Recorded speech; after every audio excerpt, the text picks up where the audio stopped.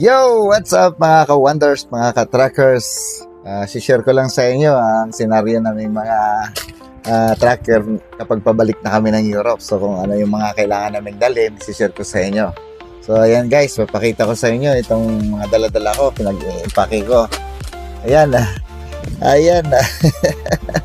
Mga ano yan, mga seasonings lahat yan. Mas importante pa kasi sa aming dala-dala namin mga seasoning kaysa sa mga damit pabalik ng Europe at saka mga gamot.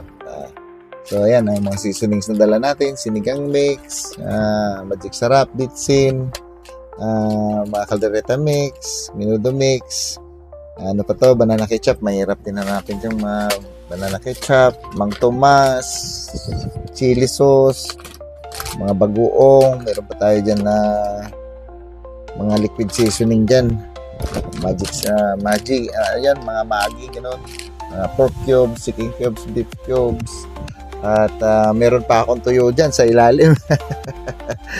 Ayan, so meron din tayong dalang extra na rice cooker, medyo malaki. Nagdala ako ng medyo malaki, 24 volts ito na rice cooker, dire-diretso na saksak sa cigarette na saksakan. So, sa mga gamot, meron tayong nagdala ako ng, mahilig ako sa Salon Pass Meron din ako dyan, Omega Painkiller, gano'n. Meron tayong Biogesic, Bioflow, Neosip, Alaxan.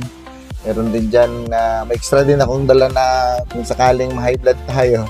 Ngayon, Catapres, yun. Pang emergency lang yun. Pero sana hindi ko magamit yun. At meron pang mga, kung ano-ano pang mga ricados dyan sa ilalim guys. Marami pa yan dyan sa ilalim. Hindi ko na matandaan kung ano yung pinaglalagay ko dyan. So ayan, yan ang senaryo namin mga tracker pabalik ng Europe. Mas importante talaga sa amin to kasi mahirap to hanapin tong mga nakasanayan nating mga ricados. Mahirap hanapin to sa Europe. Maliban na lang kapag natsambahan mong makahanap ka ng mga Filipino grocery stores doon, Asian shop, ganun. So konti lang yung dala nating damit, yung mga extra lang yan. So ayan, at back to OFW life na naman tayo, back to lonely life na naman. Tayo din naman tayo ulit para may pangbakasyon. Hindi, kahit tayo para may maipon.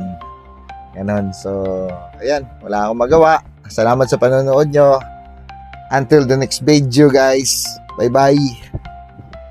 Shoutout nga pala sa mga kapwa ko, mga katrackers to dyan sa Europe. Kita-kita na lang tayo sa kalsada.